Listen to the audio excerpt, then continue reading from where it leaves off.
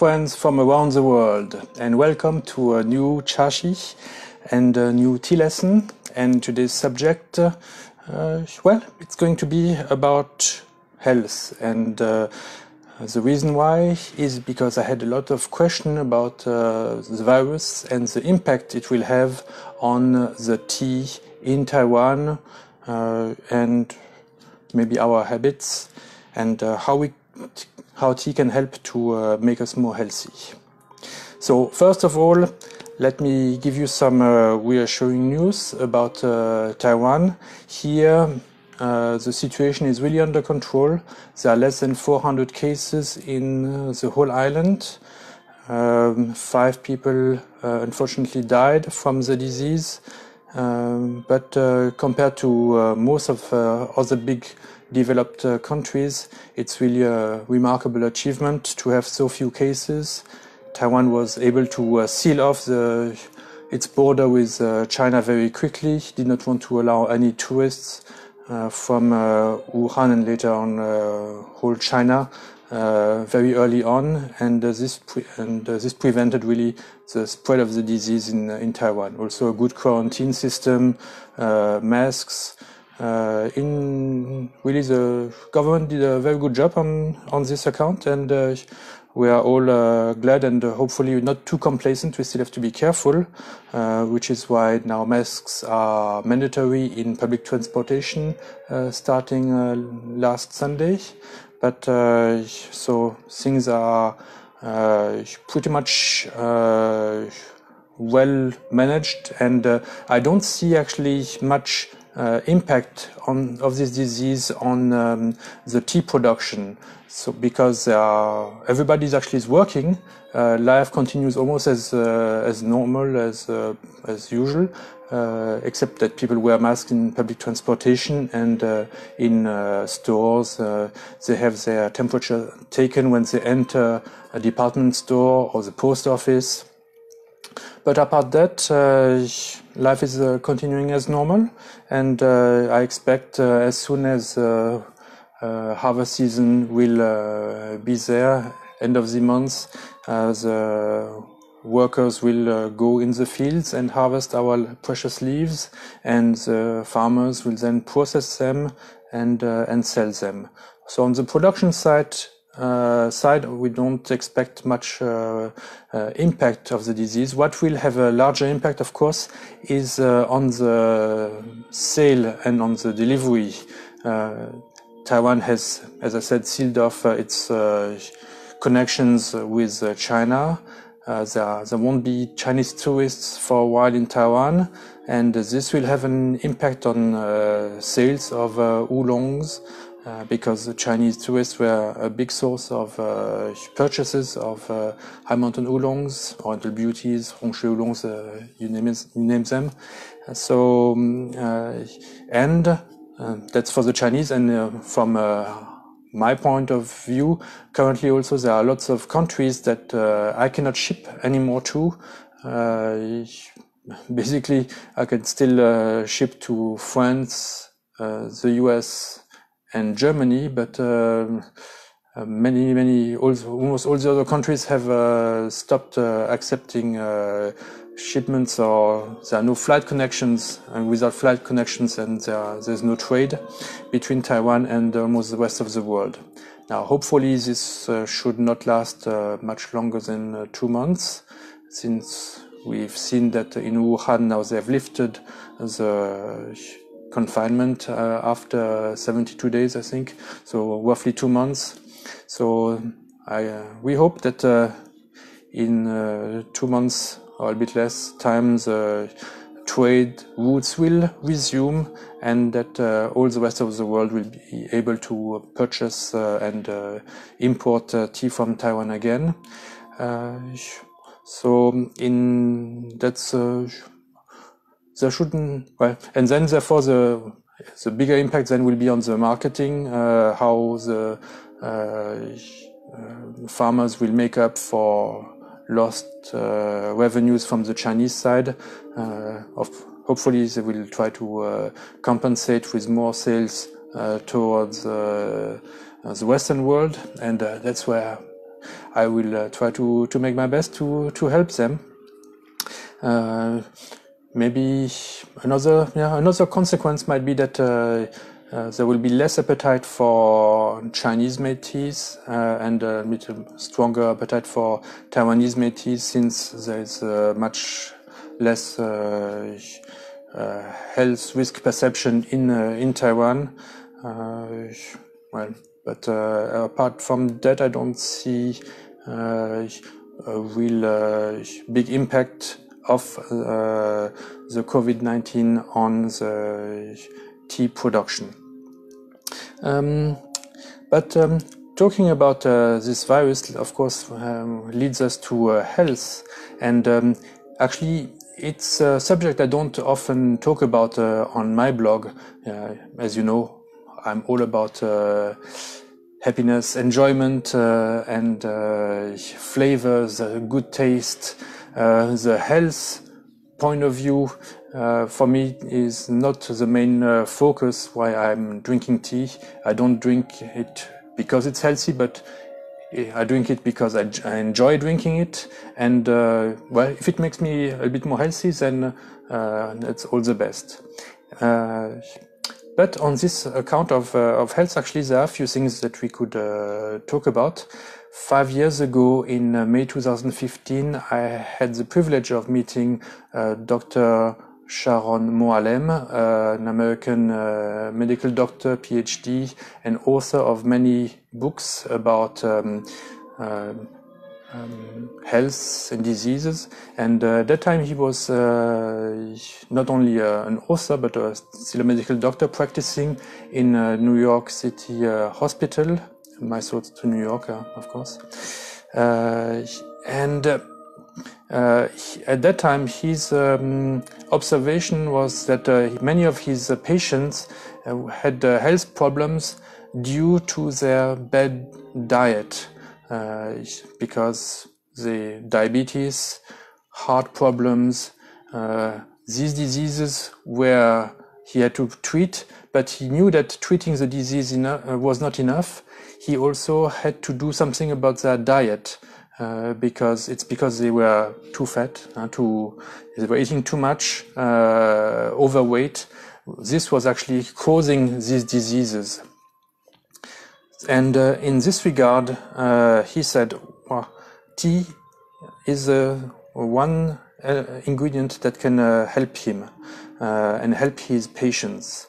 So he did a lot of research, first on the side of Japanese teas, because the Japanese have done extensive research on how tea and health are related, and a lot of it was promoted by the government to help push a bit sales of green tea in Japan.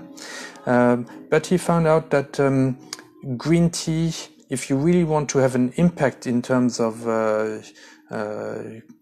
chemical compounds reacting in your body, you really have to drink so much that it's not really practical. You have to, it was more like a pretext to make pills of green tea extracts and use these as medicine. So he was not so, did not have such good experiences with that. Another thing is, when he tried to suggest his patients drink green tea, because these patients had underlying diseases and had already health problems, their stomachs very often were very sensitive and did not digest green tea very well. They were feeling belly aches due to the aggressive compounds of green tea. And so he moved to another kind of tea where he had better results, and that's roasted oolong, because it's much less aggressive on the stomach. People digest it much better, especially his patients who were sick. So he was telling his patients, drink roasted oolong while you have your meal. Now, why would this doctor suggest this to his patients? Well, we have to go back to their underlying diseases, and the cause for their underlying disease, remember, is obesity. And so it has to do something with their diet. And he found you cannot really ask people to change their diet completely. That's too difficult. People have their habits. Many different, in New York, many different cultures coexist. Each have different culinary habits. Some eat a lot of bread, some pasta, some rice. So it's very difficult to tell people to change their habits to completely to something very healthy. So he said, you can do it by changing one thing. And the one thing he would ask his patients to change was to stop drinking sodas and soft drinks during their meals, but change to roasted oolong. And with just one change, he said he saw a very big improvement in his patients' health. So roasted oolong does have the health benefits for this doctor, and I can relate to it because my own father is also a medical doctor, and for him, in our current food that we have, the major problem is sugar. Sugar for him and for many other doctors actually, and Dr. Sharon Moalem was agreeing with him when he met my father. He said, yes, sugar is right now the main cause of obesity in the Western world. And it's, let's say the word, it's a poison. And like all poison, it's about the quantity. A poison is not dangerous if you take just a little, but if you take a lot, then it becomes dangerous. And so the best way to treat sugar is to treat it as a seasoning, not as an ingredient. And so if you are able to replace sugar in your soft drink with roasted oolong that has no sugar, then you have already come a long way into reducing the amount of sugar that you are taking during a day. Or even orange juices, fruit juices, all these are also very high on sugar. It's always best to eat the fruit and not have it as a drink. When I was young, in my teenager, I loved Coca-Cola, and I always say that it's thanks to tea that I've cured my taste for this soft drink.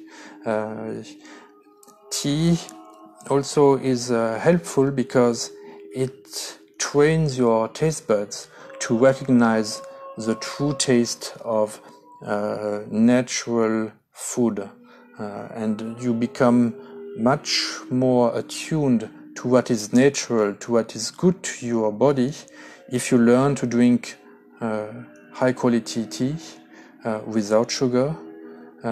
And now I cannot go back and drink highly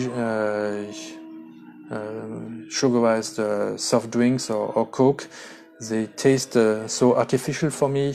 I don't have the pleasure anymore. I do have the sugar high, but the pleasure that I had before is gone.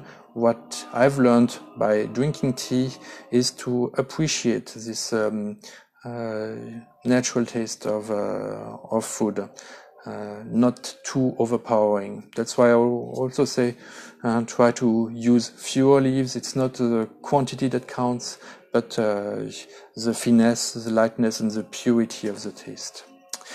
Okay, I've enough talk for a while. I'm starting to be thirsty. Let's have some tea.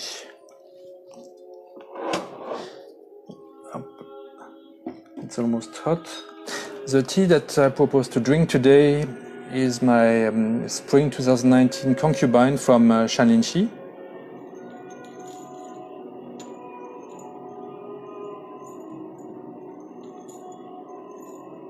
Okay.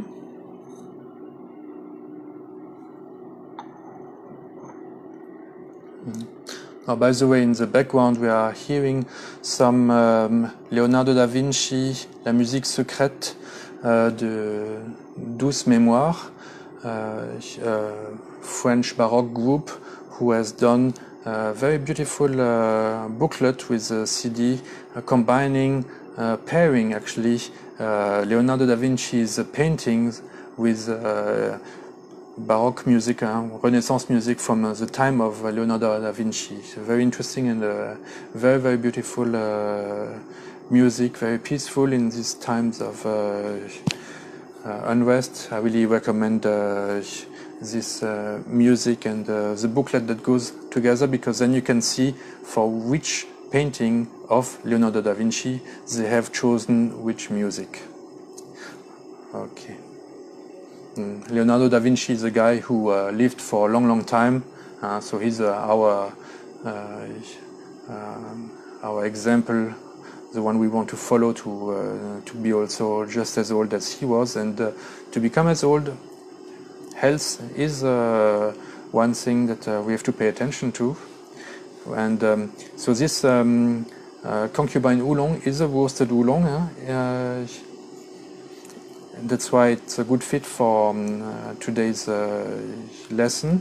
So usually, of course, we say that it's best to drink tea without having any food, because that's how you are more able to pay attention to all the little details that you feel in your mouth, on your taste buds, how also you feel the tea in your body after a few minutes, after a few seconds.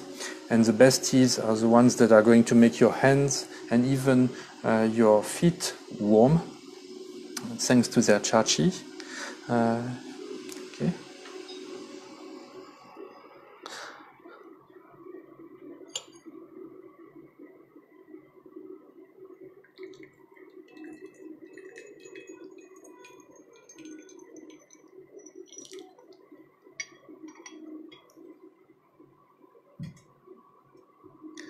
But if you have some wish to cut down on soft drinks while you are having dinner or lunch, then roasted oolong, like a concubine or rongshui oolong, are good alternatives to a soft drink during a meal.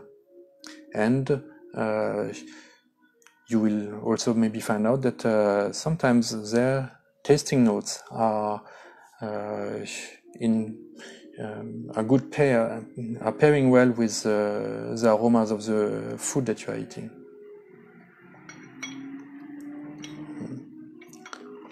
This concubine would go well with Thai, Vietnam, or South Asian food, or curries, for instance. Very spicy foods.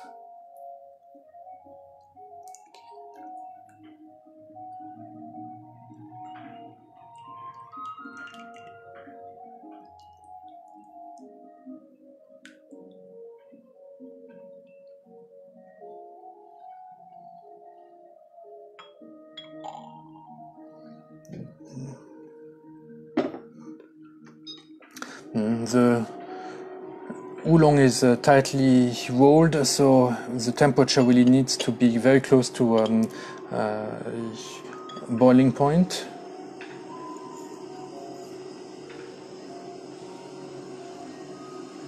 I don't need so much because I'm brewing in a gaiwan. Okay.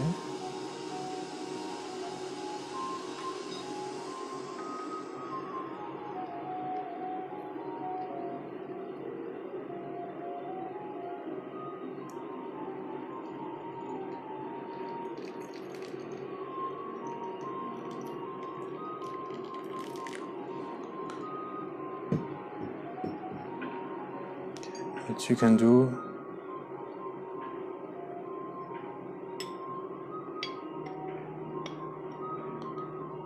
And then seal. Okay, since I did not put so many leaves, we just a layer here on this small plate, which means also a layer on the Gaiwan. I'll have to wait a little bit longer for the leaves to open, and this gives me the opportunity to continue. So roasted oolongs are healthy. So for me, not so much because of the compounds, chemical compounds that they have, all the thein. Now it escapes me, but these probably have good effects. But as you see, we don't usually drink so many leaves at a time. In research, they've shown that you need to consume a lot of leaves so that it will have an impact on your body.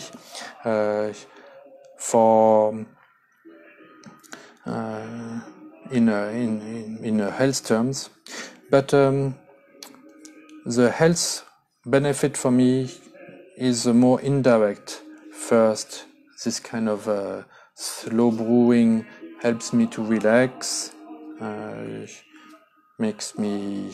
gives me a good break. It's a way of meditation, slowing down.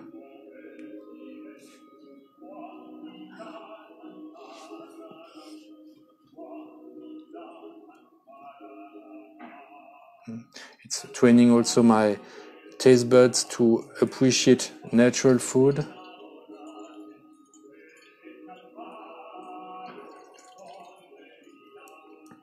And it's avoiding drinking something that is sweet or sweetened.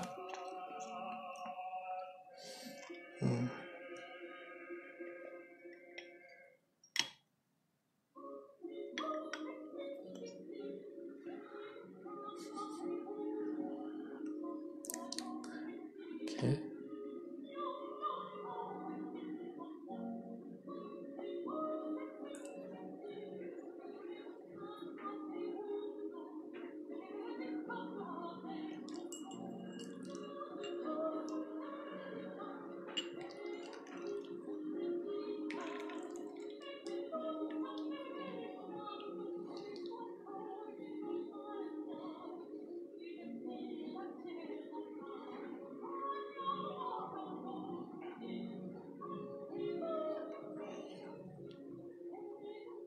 And it helps to focus.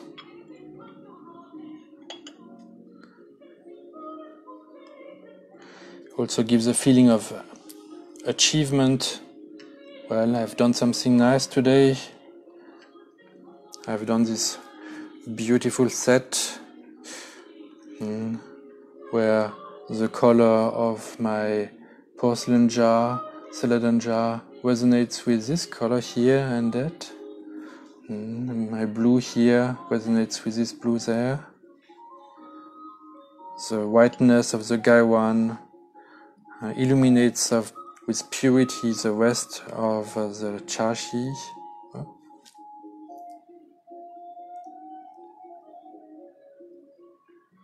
Cheers.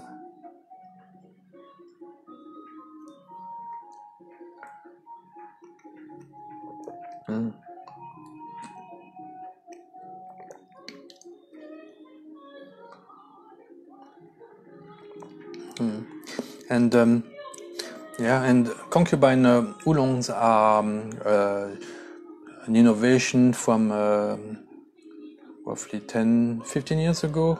15 years ago, I think, when I started the blog.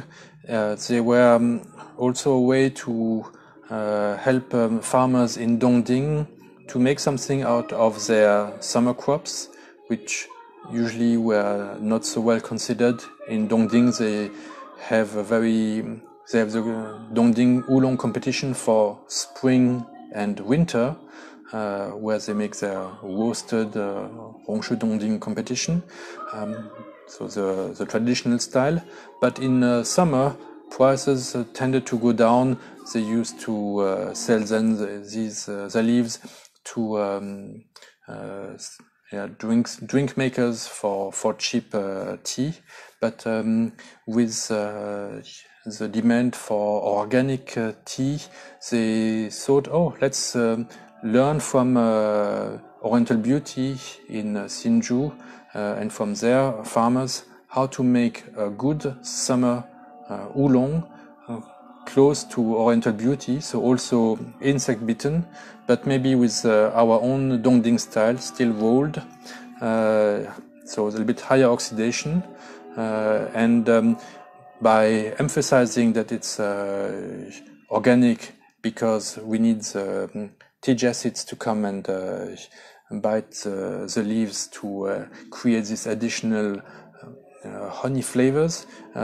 Consumers hopefully will appreciate this kind of quality and will be willing to pay more than soft drink makers in Taiwan for leaves. And this really succeeded. Now concubine oolong is a classic in Dongding in the summer. And really it responds to this demand of a very healthy, clean taste that is different from the original Hongshui Dongding oolong, which has more underlying freshness. Here we can see the color of the brew is closer to dark orange, so it's a higher oxidation. But the difference with Oriental Beauty is they don't harvest small leaves, buds. They harvest still the leaves when they are fairly mature. So this enables to have the prices a bit lower. And they still roll them. And of course the big difference with the tea in Oriental Beauty in Sinju and Miaoli is the cultivar here is still Qingxing Oolong and not Qingxing Dapang. So then it has more aftertaste.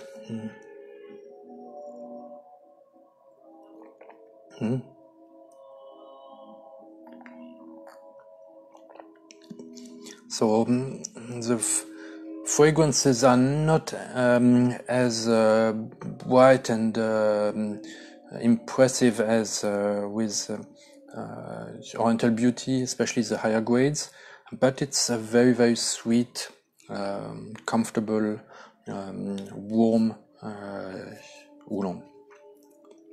So good, I'm going to have a second brew. Stay with me.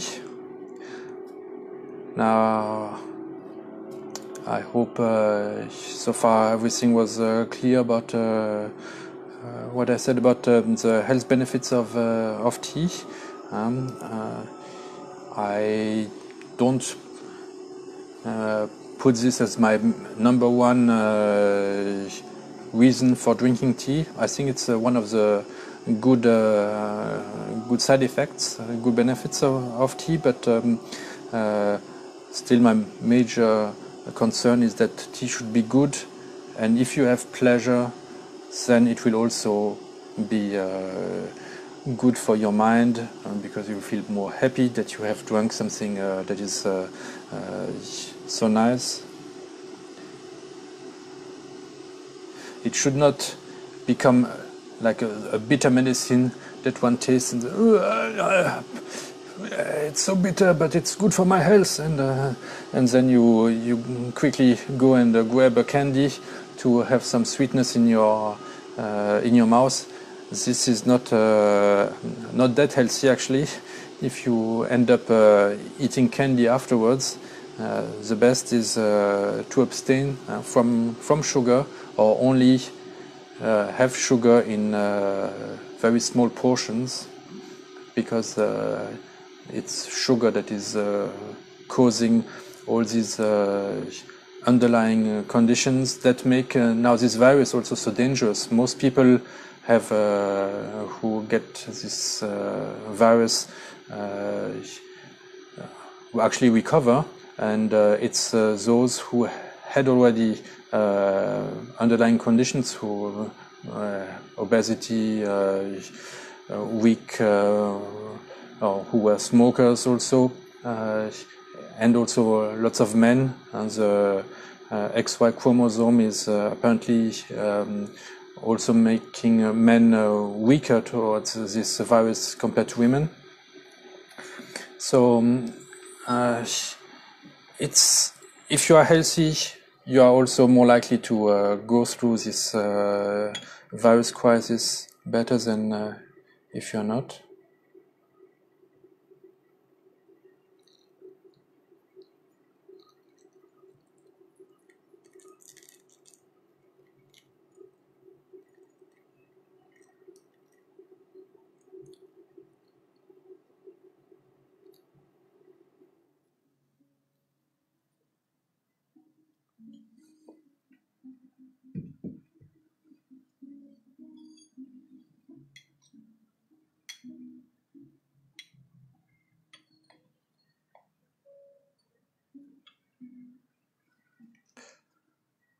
Okay.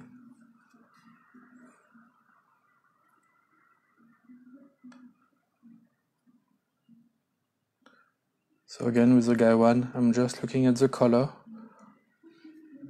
to judge when it will be ready. With the second brew, it's going to be much faster.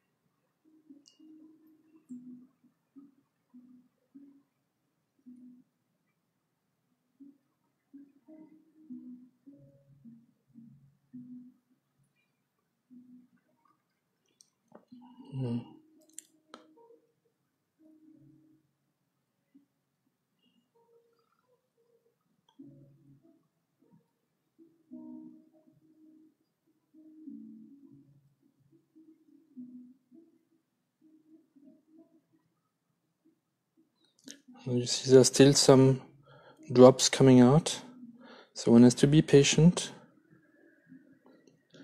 and still very gentle. Please don't do this.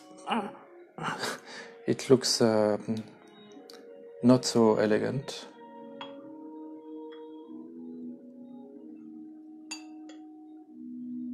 Voilà. Well, you see, everybody his own style. You can also do this. Oh. But that's not my style. Allez, let's joke. Also, you don't really need a chateau, but if you have one, it looks much more stylish.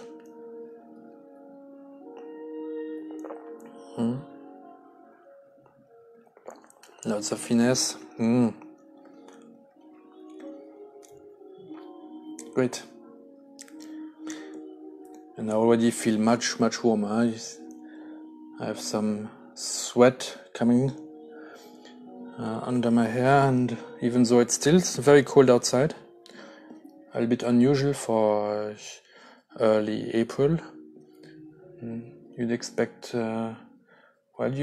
rain after Qingmingjie, but a little bit warmer temperatures. They're supposed to pick up again on Friday, and hopefully then, with warmer temperatures, leaves are going to grow a bit faster, and so that we can have a harvest on time.